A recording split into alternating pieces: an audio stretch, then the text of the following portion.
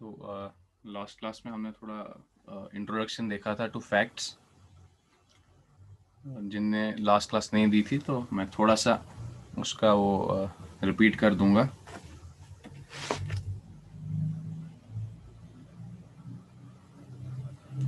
तो जो हमारा most of the world's electric power supply network जो है दैट इज इंटरकनेक्टेड। तो जो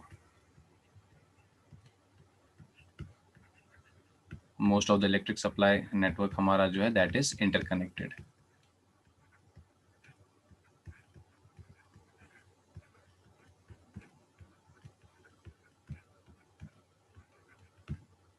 सबको अच्छे से दिख रहा है? आवाज आ रही है?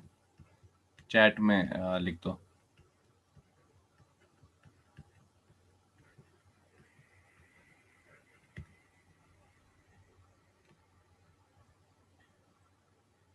हम्म।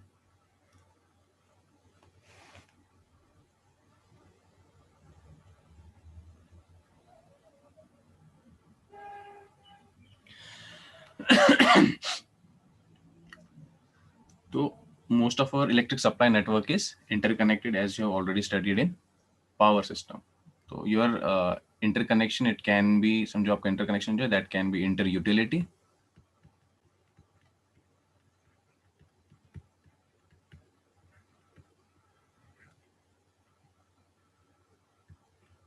inter regional between two regions,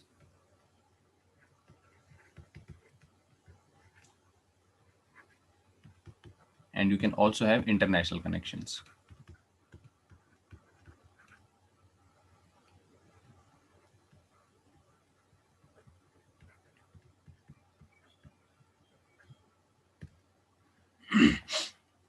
तो ये जो हमारा इंटरकनेक्शन है ये हमें क्यों करना पड़ता है, इसके पीछे क्या वजह है? अगर हमारे पास तीन एरियाज हैं, suppose this is area 1, this is area 2 and this is area 3. So this is your area 1, this here is your area 2, and this is your area 3. ये जो एरिया 3 है, इस एरिया में क्या है? यहाँ coal is found to be in abundance. यहाँ आपको बहुत बड़े अच्छे से कोल मिल जाता है। ये जो एरिया 1 है, यहाँ बहुत सारे यहाँ हाइड्रो पावर है, और ये जो एरिया 2 है इसके पास कुछ भी नहीं है, ना यहाँ कोल है ना यहाँ हाइड्रो पावर है। ये जो यहाँ जहाँ पर कोल बेस्ड जनरेशन हो रही है,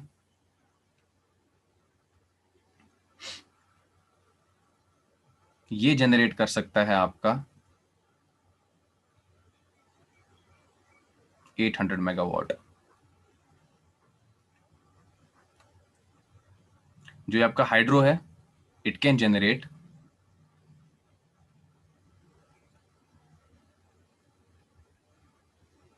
400 मेगावाट। और ये जो एरिया 2 है, इसके पास ना हाइड्रो है, ना इसके पास हाइड्रो पावर है, ना इसके पास कोल बेस्ड पावर है, बट जो इधर पे डिमांड है, द डिमांड इज 220 मेगावाट। अब आपके पास बहुत सारे ऑप्शंस हैं।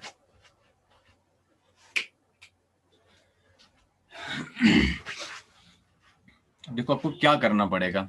नंबर 1, देखो रिवर तो आप उठा के ला नहीं सकते टू एरिया 2, तो आप क्या करोगे? आपके पास जो पहला ऑप्शन है कि you will buy coal from area 3। आप एरिया 3 से कोल खरीदोगे, उसके बाद इस एरिया में आप एक कोल बेस्ड पावर प्लांट बनाओगे।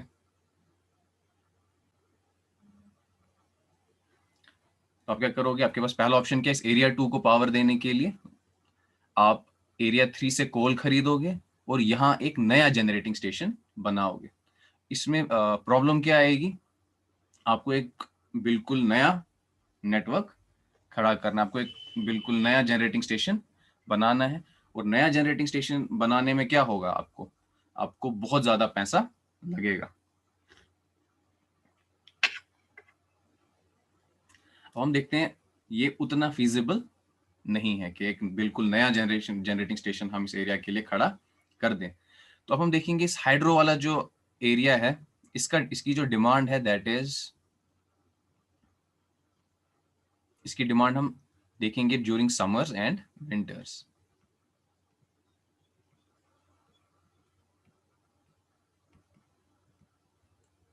तो क्या हो रहा है ड्यूरिंग समर्स,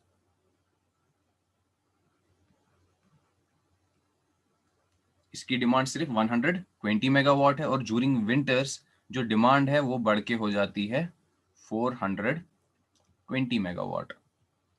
ये सब आपको पता होगा क्यों, बिकॉज ये समर्स में हम लोग उतना हमारा लोड नहीं होता, बट विंटर्स में क्योंकि हमें हीटिंग लोड्स लगाने पड़ते हैं तो लोड हमारा बढ़ जाता है।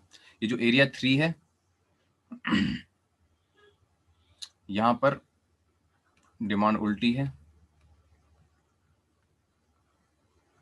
समर्स में इधर डिमांड 800 ही ले लो, 800 मेगावाट है, और विंटर में जो डिमांड है दैट इज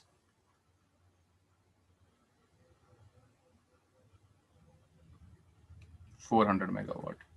अब देखो पहला आपके पास अब एरिया 2 को अभी तक हमने कोई पावर सप्लाई नहीं किया है, तो अब आप पावर कैसे सप्लाई कर सकते हो, आप क्या कर लोगे,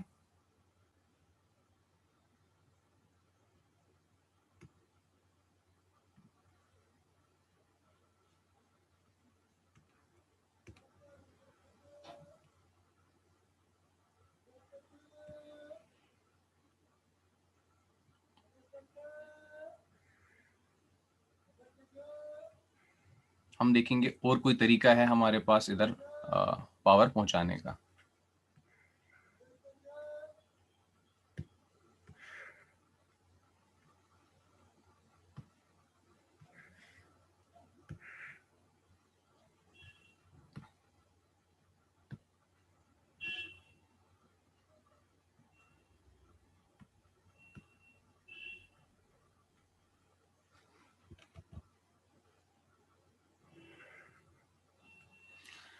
तो अब हम करेंगे use the concept of interconnections.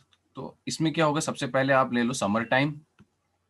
तो समर टाइम पे क्या होगा, ये जो हमारा एरिया 1 है इसका जनरेशन, अगर आप माइनस जो डिमांड है आप क्या देख रहे हो, इट कैन जनरेट 400 मेगावाट्स, और डिमांड सिर्फ 120 मेगावाट्स की है। तो 280 अभी भी इसके पास सरप्लस पावर है। तो ये क्या करेगा, ये 280 सरप्लस पावर ये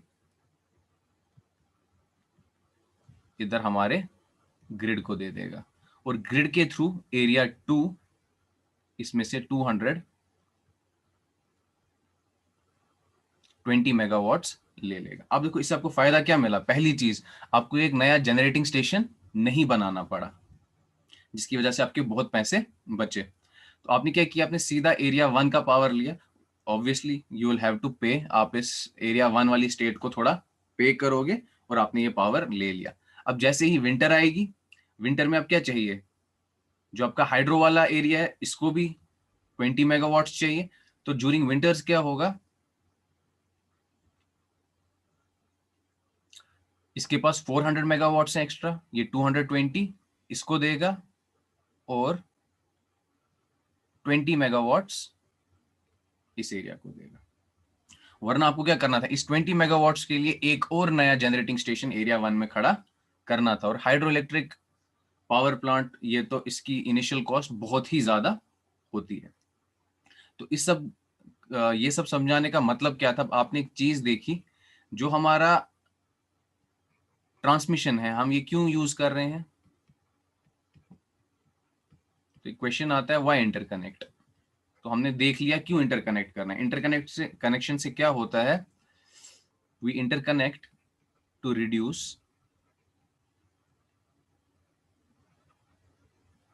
generation resources.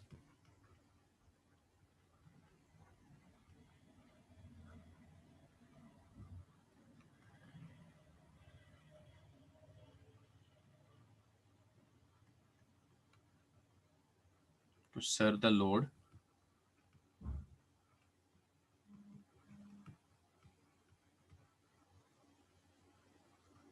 with same reliability.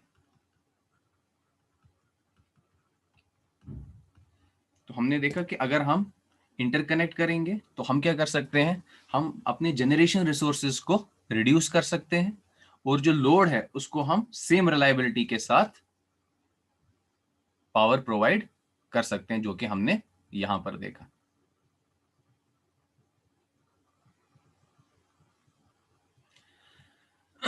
तो हम क्या देख रहे हैं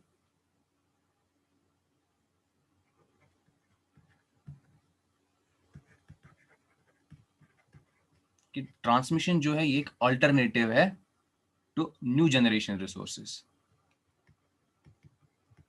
सो your transmission is becoming a alternative to new generation resources.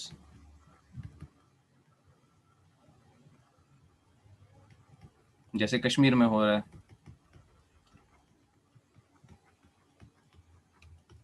Summers में हमारी डिमांड क्या होती है, ऑलमोस्ट ना के बराबर होती है, लेकिन यही डिमांड जो समझो समर्स में आपकी 700-800 मेगावाट होती है, यही डिमांड बढ़ के 1800 मेगावाट्स हो जाती है। तो हमारे पास दो ऑप्शंस हैं। नंबर 1, या तो आप नए पावर प्लांट्स बनाओ, लेकिन उस पर भी थोड़ा, क्योंकि हमारी ट्रीटी है यहाँ के रिवर्स पे, हम यहाँ पानी स्टोर नहीं कर सकते, तो हम प्रेफर क्या करते हैं, instead of making a new generation, हम क्या करते हैं, हम पावर खरीद लेते हैं from near by states. Summers में हम रिलायबल हैं, समर्स में हमें कोई भी जो ये है हमें एनर्जी खरीदनी नहीं पड़ती, लेकिन विंटर्स में हम डेफिसिट में चले जाते हैं, हमारे जो हमारा पावर जनरेशन है वो कम हो जाती है, क्योंकि हमारा जो वाटर अवेलेबिलिटी है वो कम हो जाती है। तो विंटर्स में हम क्या प्रेफर करते हैं, हम बाकी स्टेट से पावर लेते हैं, उनको पे करते हैं। समर जैसे आ जाएंगी हमारे पास, हम फिर से उस टाइम पे हम बाहर की स्टेट्स को पे कर सकते हैं। तो हमने देखा इंटरकनेक्शन के फायदे। पहला फायदा है कि जनरेशन रिसोर्सेज जो होते हैं हमारे वो कम हो जाते हैं। हमने देखा कि ट्रांसमिशन एक अल्टरनेटिव है टू न्यू जनरेशन रिसोर्सेज। तो अगर हमारी ट्रांसमिशन कैपेबिलिटी कम है, if we have less transmission capability,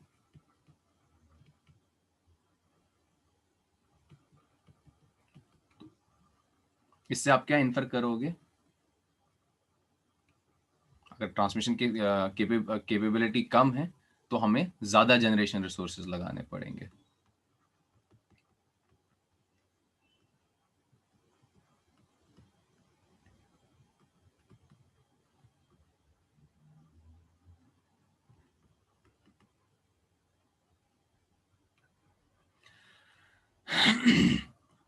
अब ये आप कितना ट्रांसमिशन करते जाओगे। अब देखो, ट्रांसमिशन में हमें बहुत सारी चीजें देखनी पड़ती हैं, हमें लॉसेस देखने होते हैं। आपको देखना है कि जो आप जिस एरिया से, जिस स्टेट से आप पावर ले रहे हो, वो फिजिबल है, जो पैसा चार्ज कर रहे हैं, इज दैट फिजिबल और नॉट। तो इसको मैं आपको एक सिंपल से क्रूड एग्जांपल है कि आप समझो एक एरिया है, उसमें बहुत सारे बच्चे हैं, तो आपके पास दो ऑप्शन हैं, या तो उनको बच्चों को स्कूल जाना है, तो या तो आप बच्चों को एक बस के थ्रू भेजोगे। तो बस के थ्रू भेजना मतलब इंटरकनेक्शन, एक ही बस जाती है स्कूल। दूसरी चीज है, सब बच्चों के लिए आपको एक एक गाड़ी खरीदनी है और फिर सब बच्चे स्कूल जाएंगे। स्कूल जो है वो दोनों सूरतों में पहुंच जाएंगे, बस से भी पहुंच जाएंगे और अगर हर बच्चे के लिए एक इंडिविजुअल हम गाड़ी रखेंगे उससे भी पहुंच जाएंगे। लेकिन अब क्या हो रहा है, एक गाड़ी खरीदनी है तो सबसे सस्ती अगर आप गाड़ी देखोगे वो भी आजकल 4.5 लाख की आती है। तो आप कहते हो नहीं हम बस में भेजेंगे, बस में कितना हो रहा है आपका मंथली 2000 रुपीज खर्च हो रहा है। तो साल का वो कितना हो गया आपका 24,000। लेकिन अब ये बस वाला आपको क्या बोल रहा है, ये बस वाला आपको बोल रहा है कि सर मैं आपको पर ट्रिप ₹10,000 चार्ज करूंगा, तो वो कितना हो गया महीने का? वो तो महीने का ही 3 लाख हो गया। तो आप देख रहे हो कि अगर आप नई गाड़ी लाते, आप फायदे में रहते। ये बस वाला तो आपको महीने का 3-3 लाख रुपए चार्ज कर रहा है। तो सेम चीज आपको यहाँ पर भी देखनी है कि क्या अगर मैं जनरेशन रिसोर्स एक नया खड़ा कर रहा हूँ, अगर वो आपको चीप पड़ता है in the long run then transmission, तो you should go for new generation. लेकिन कभी कभी क्या आप देख रहे हो कि अगर आप ट्रांसमिशन करते जाओगे that will be better than making a new generation resource. तो हमें क्या करना पड़ता है, एक ऑप्टिमम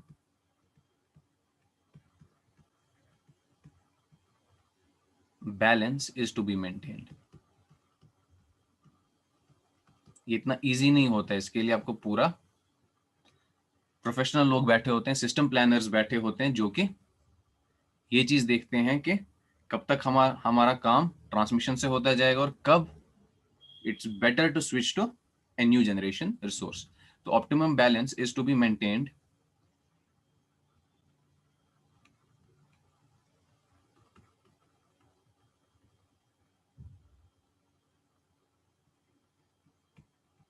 between generation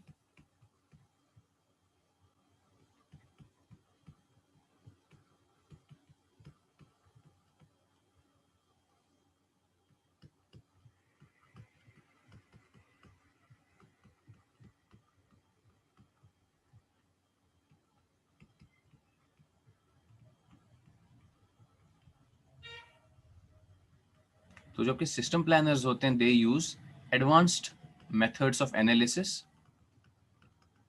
और वो एक ऑप्टिमम बैलेंस देखते हैं कि एक एरिया जो है उसमें कितना जनरेशन होनी चाहिए और कितनी ट्रांसमिशन कैपेबिलिटी होनी चाहिए। तो हम क्या करते हैं, हम ऑप्टिमाइज करते हैं, थोड़ा सा जनरेशन कम कर दिया, थोड़ा सा ट्रांसमिशन बढ़ा दिया, कभी कभी थोड़ा ट्रांसमिशन कम कर दिया, जनरेशन बढ़ा दिया। तो आपको एक ऑप्टिमम बैलेंस लाना पड़ता है।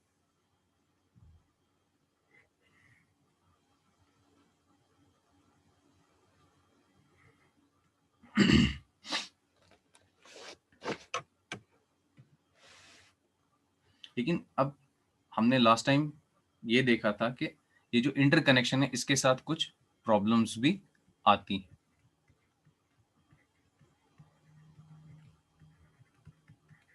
Problems with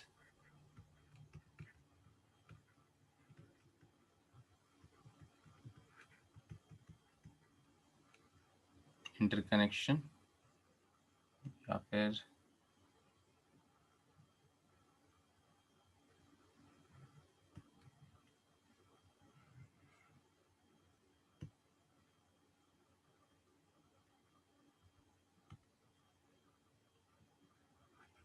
problems with interconnected networks. तो सबसे पहली चीज जो आप देखोगे कि जैसे जैसे आपका पावर ट्रांसफर ग्रो होता है, आप कर रहे हो एरिया, एक और एरिया, एक और एरिया, एक और, आप बहुत सारे एरियाज को इंटरकनेक्ट कर रहे हो, लेकिन एज पावर ट्रांसफर ग्रोज, तो पहले आपका एक सिंपल सा सिस्टम था, एक एरिया था, उसमें एक जनरेटिंग स्टेशन था, वो जनरेटिंग स्टेशन अपने लोड्स को पावर सप्लाई करता था। अब आपने क्या कर दिया, आपने बहुत सारे एरियाज ले लिए और उन सबको इंटरकनेक्ट कर दिए। तो अब क्या हो रहा है, पावर ट्रांसफर आपका ग्रो हो रहा है, जिसकी वजह से क्या हो रहा है, system becomes more complex.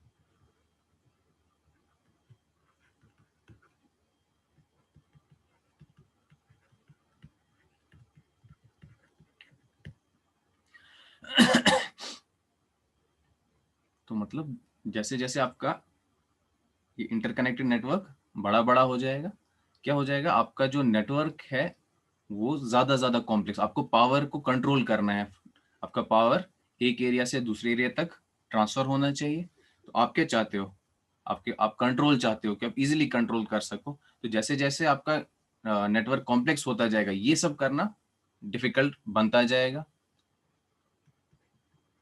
System जो होता है आपका अनस्टेबल हो जाता है।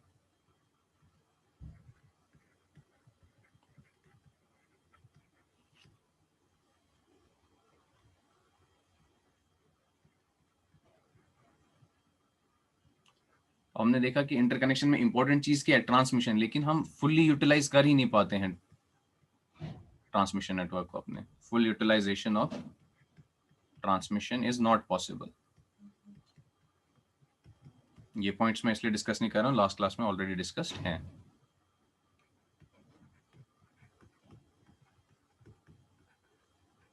जिसमें आपको समझाने के लिए इतना बोलूंगा कि जो हमारी इक्वेशन होती है पावर ट्रांसफर की, that is P is equal to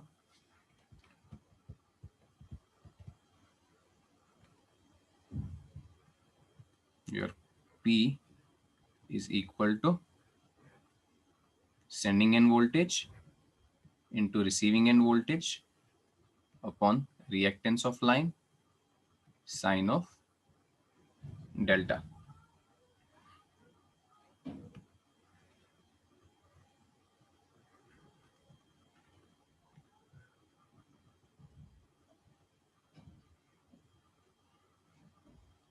ये इक्वेशन ऑलरेडी पढ़ी होगी आपने इन पावर सिस्टम।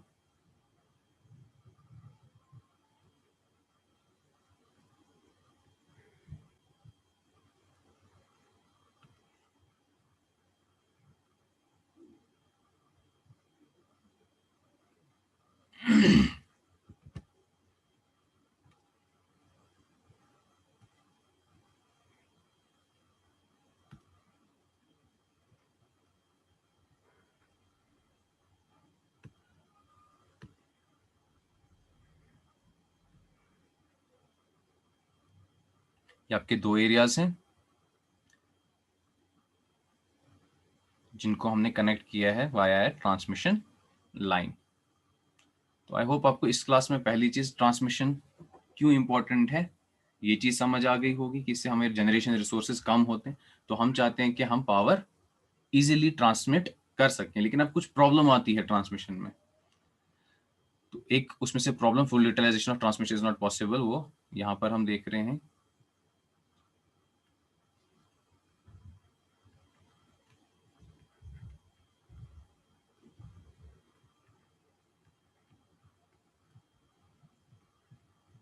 तो ये आपके पास दो एरियाज हैं, ये सरप्लस एरिया है, इसके पास बहुत पावर है, और ये डेफिसिट एरिया है, इसको पावर की जरूरत है। इसको एक ट्रांसमिशन लाइन के थ्रू हमने जोड़ा है, और उसकी रिएक्टेंस कितनी है, x। तो आप कितना पावर ट्रांसफर कर सकते हो, P is equal to V S V R upon X sine of delta. V S V R upon X को मैं ले रहा हूँ P मैक्स। सो कितना पावर ट्रांसफर आप कर सकते हो, P max sine of delta. और जो आपका डेल्टा होता है ये 30 to 40 डिग्री तक ही हम रखते हैं फॉर स्टेबिलिटी पर्पसेस। तो साइन 30 आपका 0.5 होता है। तो आप देख रहे हो कि अगर आप 100 मेगावाट ट्रांसफर करना चाहते थे, तो क्योंकि हम फुली यूटिलाइज नहीं कर सकते हैं ट्रांसमिशन को, तो साइन 30 इज 0.5। आप सिर्फ 50 मेगावाट्स ही ट्रांसफर कर सकते हो।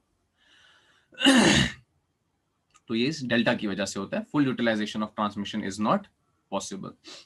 तो आप देख रहे हो रिएक्टेंस है, इस रिएक्टेंस की वजह से भी क्या होगा, ये इनवर्स रिलेशनशिप है between power transfer and reactance. Reactance जितनी ज्यादा होगी, पावर ट्रांसमिशन उतना कम होता जाएगा।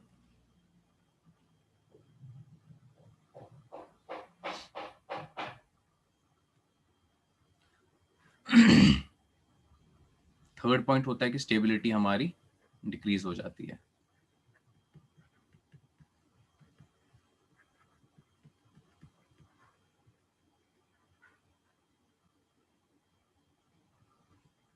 इंटरकनेक्टेड नेटवर्क में देयर आर पावर ऑसिलेशंस,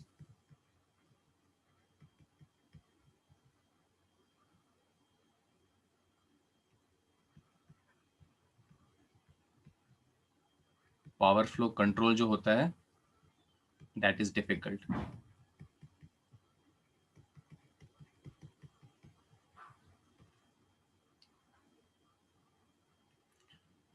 और लास्ट का देयर इज लार्ज, कभी कभी क्या होता है there is large flow of reactive power,